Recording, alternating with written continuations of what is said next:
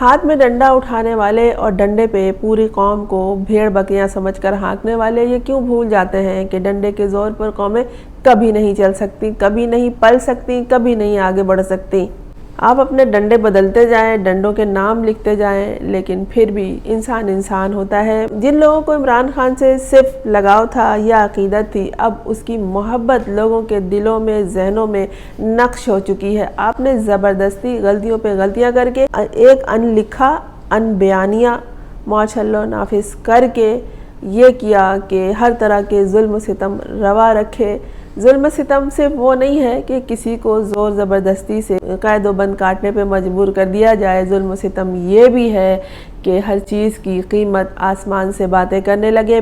آلو، پیاز، چینی، چاول، آٹا، گڑ سب مہنگا ہو جائے، ہر چیز عام آدمی کے دسترس سے، مزدور کی دسترس سے، محنت کش کے دسترس سے دور ہو جائے، اس کی زندگی اسی ایک محور میں گھومتی رہے کہ محنت کرنے کے باوجود بھی اسے کچھ حاصل نہیں ہو رہا ہے۔ جب وہ کچھ ہدف اپنا حاصل کر لیتا ہے محنت کر کے، تو پتہ چلتا ہے کہ جس 100 روپے کے لیے وہ محنت کر رہا تھا، اس 100 روپے کی وہ چیز اب نہیں آتی، بلکہ اس کی قیمت ڈبل ٹرپل ہو گئی ہے۔ تو یہ بھی ظلم و ستم ہے۔ ہر طرف سے آپ ناکام ہیں، نہ آپ عوام کو آلو پیاز دے سکتے ہیں، نہ نظریہ مانگنے والوں کو، حق مانگنے والوں کو اس کا حق دے سکتے ہیں۔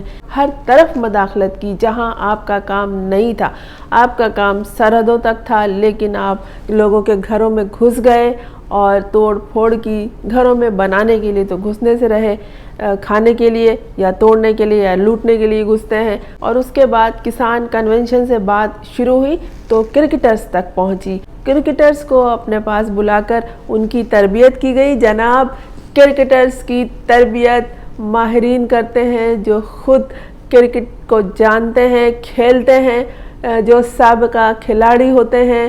آپ کو اپنے ملک کے کھلاڑی نہیں پسند ہے، آپ باہر سے بلوا لیں، لیکن فوج کا کام نہیں ہے کرکٹرز کی تربیت کرنا۔ اور کیا تربیت کی، جاتے ہی میدان میں انہوں نے بچوں سے ہارنا شروع کر دیا ہے، اور وہاں جا کے جو ان کی شکایتیں آئی ہیں وہ الگ ہے، ان کے جو عیش آئے ہیں اس کا تو بیان ہی چھوڑیے۔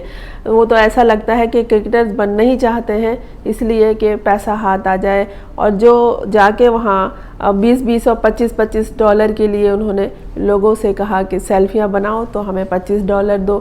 یہ سب الگ ہے کہ ایسا لگ رہا ہے کہ جیسے انہیں کبھی امریکہ میں آنا ہی نہیں ہے دوبارہ، کہ بس ہاتھ مار لو، جہاں سے بھی جس طرح سے لوٹ سکو لوٹ لو۔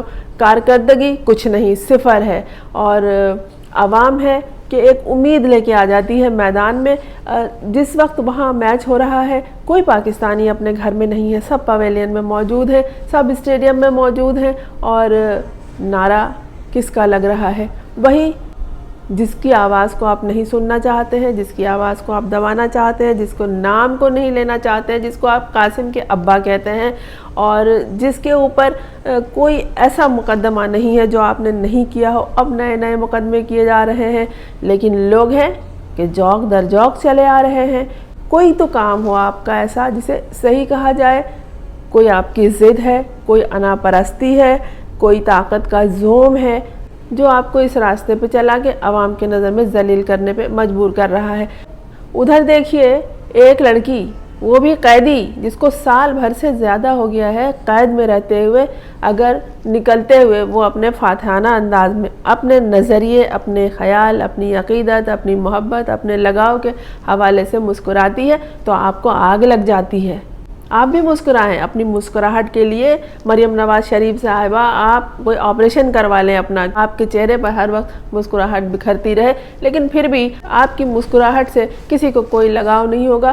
دنیا اس کی مسکراہٹ کی مثالیں دینے لگی ہے۔ صنم جاوید کے جس کے گھر کے باہر اس وقت، گھر کے اندر اس وقت جس وقت میں یہ بیان کر رہی ہوں، پولیس کا گھیرا ہے اور زبردستی اس کو ڈھونڈ رہی ہے۔ اس کے موبائل فون کو 1.25 سال کے بعد خیال آیا کہ اس کا ایک اور موبائل فون ہوگا، یقیناً موبائل فون، اس کے صنم جاوید کے موبائل فون انڈا بچہ دے رہے ہیں گھر میں، اس کو لینے کے لیے، اس کے ڈھونڈنے کے لیے اس کے گھر کا محاصرہ کیا ہوا ہے، گھر کے اندر گھسے ہوئے ہیں، اور बार बार पूछते हैं उसका घर बताओ, घर वही है, उसके घर के गेट पे खड़े होके अंदर दाखिल होके किचन में बाथरूम में इधर उधर झांक के घूम के फिर के फिर पूछते हैं उसका घर बताओ, उसका मोबाइल फ़ोन दो, उसका बाप किधर है, उसका शौहर किधर है।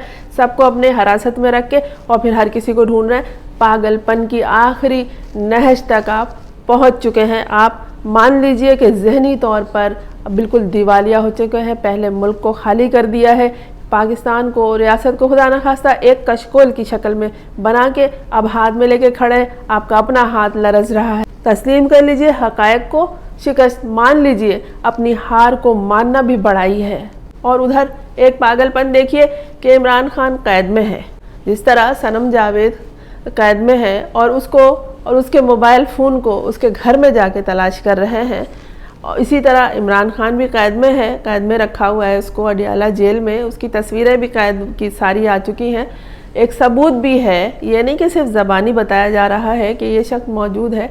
और मरियम औरंगज़ेब साहिबा फरमाती हैं कि जैसे ही मुल्क तरक्की करने लगता है इमरान खान मसाइल खड़े कर देता है। अरे वो आपके लिए मसाइल कहाँ खड़े कर देता है, वो तो पहले ही आपने उसको कैद में रखा हुआ है। समझ में नहीं आता कि ज़हनी तौर पर ये लोग बिल्कुल खाली हैं। इनका दिमाग जो है एक खाली डब्बे की तरह है जो बजता रहता है, ज़बान है जो चलती रहती है। आप एक कुर्सी पे बैठी हैं, अपने घर में भी अगर आप हों तो आपको अपने ख़ानदान के दरमियान भी सोच समझ के बोलना होता है, क्योंकि आप रिश्ते के हवाले से किसी की बड़ी होती हैं। लेकिन जब आप यहाँ कौम के सर पे मुसल्लत कर दी गई हैं तो कम से कम सोच समझ के बोलिए। आप उस शख्स के बारे में बयान दे रही हैं कि जैसे ही मुल्क तरक्की करने लगता है ये मसाइल खड़े कर देता है, वो तो पहले ही कैद में है। यह बात अगर किसी पागल के सामने की जाएगी तो वो ये सोचेगा कि लोग तो मुझे पागल कहते हैं, पागल तो दीवानी तो ये है। हसद और जलन से बात बहुत आगे बढ़ गई है। अब तो ऐसा लगता है कि सब मरीज़ हैं।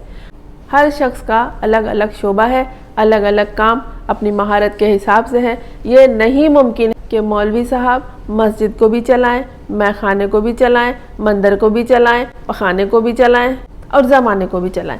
ये बिल्कुल मुमकिन नहीं है। अगर आप ऐसा सोचते हैं तो आप मरीज़ हैं। अच्छा करती है लोग आपसे ज़्यादा उस शख्स को पसंद करती है जो सलाखों के अंदर है, किताबों के साथ है, किताबें पढ़ रहा है, अपने वजीफ़े पढ़ रहा है। वजीफ़ा क्या है? वो आपके जाने के लिए, वो आपसे गुलू खलासी के लिए, वो आप अपने कैद से बाहर आने के लिए कोई वजीफ़ा नहीं पढ़ रहा है। वो सिर्फ इसलिए पढ़ रहा है कि उसे पढ़ना है। वो पढ़ता है, वो एक्सरसाइज करता है और वो उन किताबों में वक्त गुजारता है जिन किताबों के लिखे हुए को यकीनन आपने भी पढ़ा है, लेकिन आप ये सबक भूल चुके हैं।